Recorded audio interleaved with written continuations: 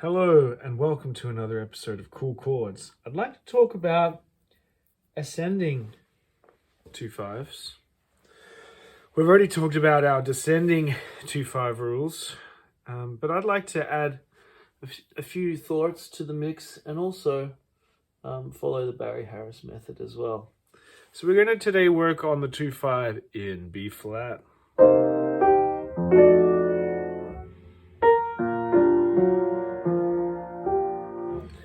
Etc. So if we're going to go to, in this video we're going to just talk about resolving on the 1, 3, 5, 7s first, and then maybe we'll resolve on the 9 and 6 or 13. So the one thing that really works for me when I'm trying to get to a note, let's say the 1. I go the 9th down, so not the octave but the 9th, and then I don't have to use anything else but our major scale.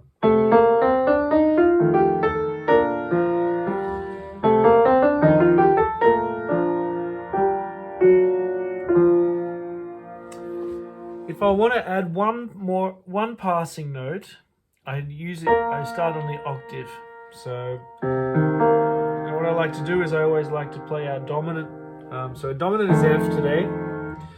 So we play our major 7 passing note. So our dominant scale. We're going to do our major 7 passing. So if we're getting to B flat though, we have to start on here and go.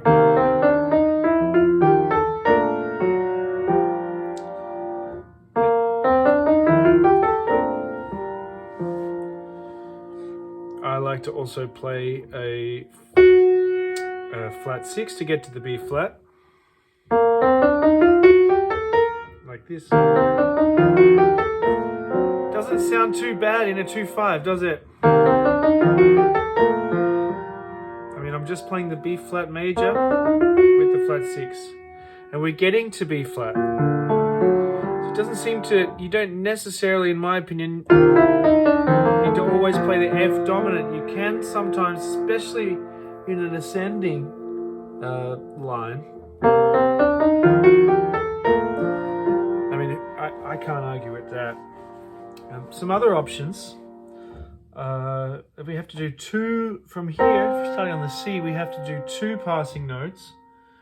And in that case, I like to do my major 7 passing note in the dominant scale, and also my flat 6 in the major scale. So I go like this. Not too bad.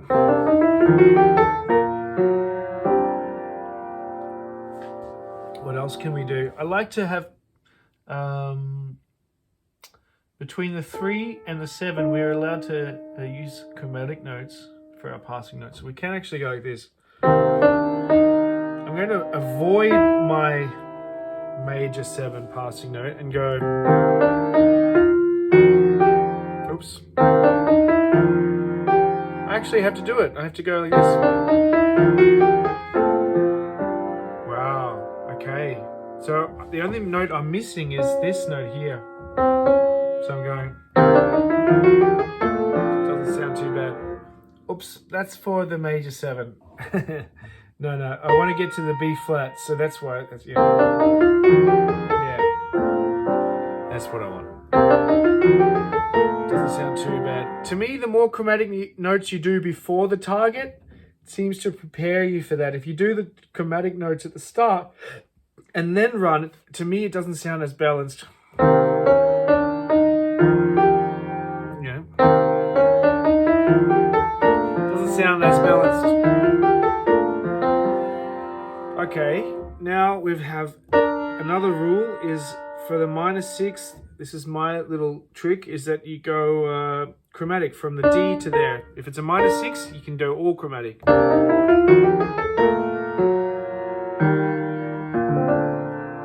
Okay, so let's just quickly run over those before I forget. So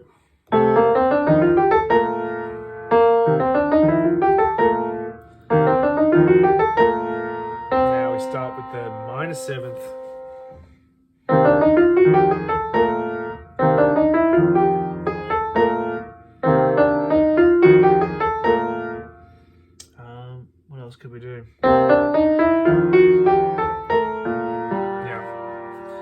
and this. So I'm going to be fiddling around with some other options. This is just about stressing the importance of just trying to find your own passing notes as well as following the great Barry Harris. So we have, I'm sure Barry Harris would agree that, you have to find your own passing notes as well. Follow the rules, but also try and find your own passing notes. So we're going to get to the D now. So follow our rule. Seems to work so well, that ninth. Sometimes you wonder if you even need to have any passing notes, if it just have you just have this perfection. Okay, but we will put in this major 7 passing note over the dominant. Now our flat 6. To me, with both these rules, there's too much chromaticism at the start and not enough at the end. That's my one problem with this. So I'm going to try maybe going... To me, always this sharp 9 before the 3, it tends to work.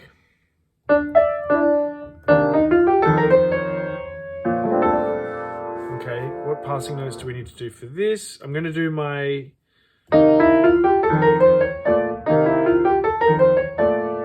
Instead of the major 7, I'm going to play the flat 6. Sounds pretty good. What if I put in some more passing notes somewhere else? Yeah, to me, there's too much chromaticism at the start of the phrase.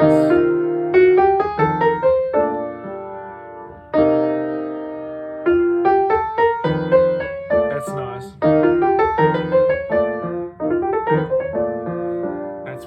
More chromatic leading into our note than beforehand.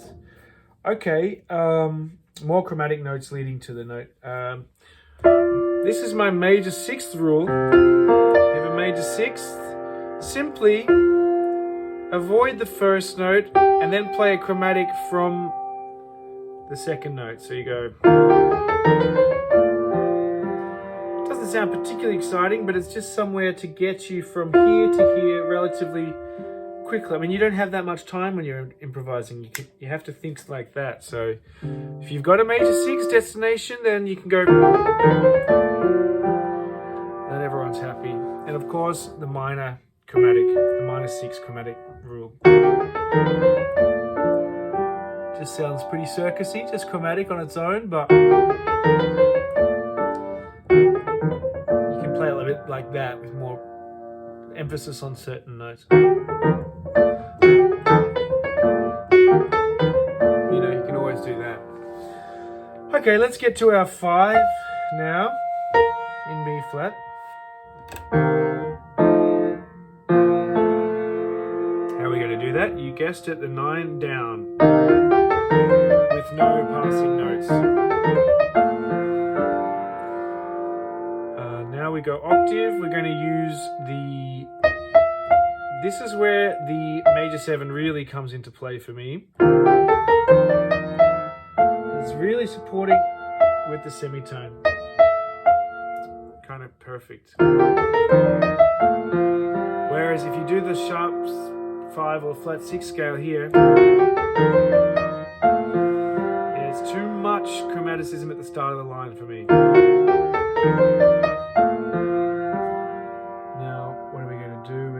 From here and do 2 passing notes. Minor 7 means you're going to have to play 2 passing notes. Octave means you're going to have to play 1 passing note. 9th means you're going to have to, in a 9-note scale, no passing notes. So what are we going to play? Guess that's what we're going to do. Gives us this chromaticism towards the end. Or we can do this Barry Harris rule where we do one of these extra chromatic notes between the 3rd and the 7th. So Sounds pretty balanced.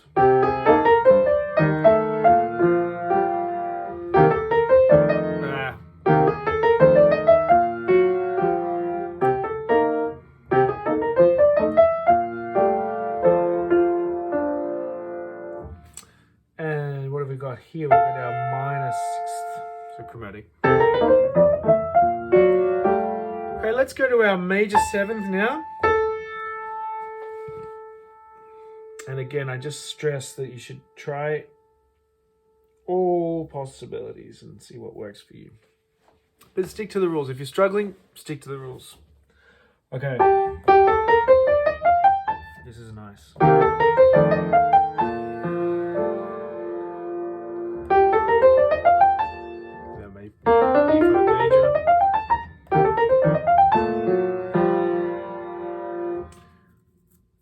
Passing note. If we've got an octave, we use one passing note. In this case, I'm going to try the major seventh over the dominant. Now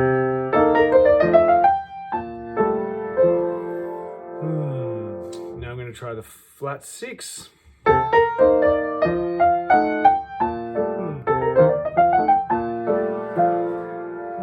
I don't think any of these are particularly amazing. Again, if we do this chromatic there before the third, we get this nice. Sounds more balanced to me. Let's do it again. So what if we play with a seventh difference? We need two passing notes. So what are we going to play? We're going to play this chromatic note here and this chromatic note here.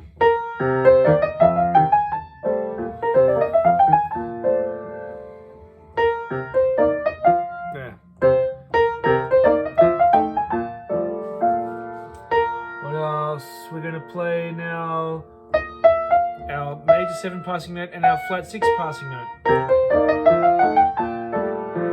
Not too bad. No. I really like it when it's supported by its semitone down. So how can we include? That's nice. That full chromatic. The last what? 1, 2, 3, 4. 4 notes before the note is always very strong for me, chromatic.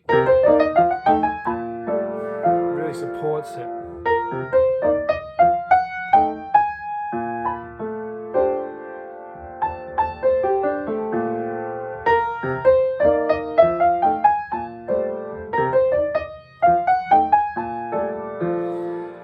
Good. I hope that's enough for you. Well, let's do this major sixth rule, which is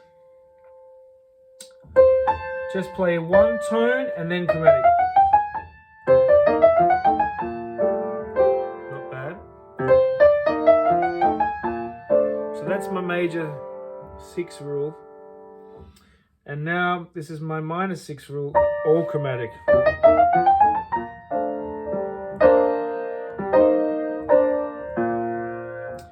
Minor six, 2-5. Great. I hope you're enjoying my ascending lines video in 2-5. Now we're going to try. Going to the ninth. So what happens here?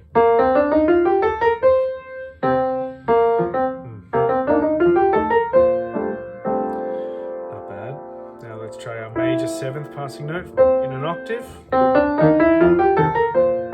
Let's try our flat six. Let's try nothing except our semitone supporting our last note. So the scale with the semitone before the last note seems to always work for me. Now let's try two passing notes between the seventh. So we're going to try our major seventh passing note in dominant and the flat six in major. But it doesn't give us this kind of lead up to our last note, does it? What if we try doing one of these and that? Nice. Or flat 6, with the semitone below the last note, below the 9. Not bad. Okay, what have we got now? Major 6th rule, remember? Gives us a nice chromatic leading up, and we just skip a note to go to in the scale.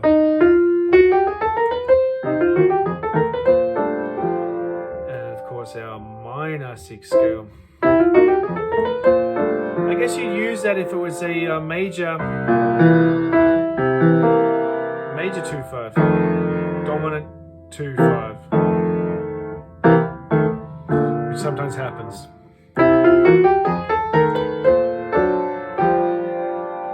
Great, so I hope you've enjoyed my ascending 2/5, my ascending lines 2/5 video. Experiment yourself, follow the Barry Harris rules, and try out some of my ideas with those chromatics, with the 6ths, the lines in the distance of a 6th. And also experiment with having a little bit more chromaticism before you get to the final note. I hope you've enjoyed Kool Kordz. My name's Hugh Blaines, and we'll catch you next time. See ya.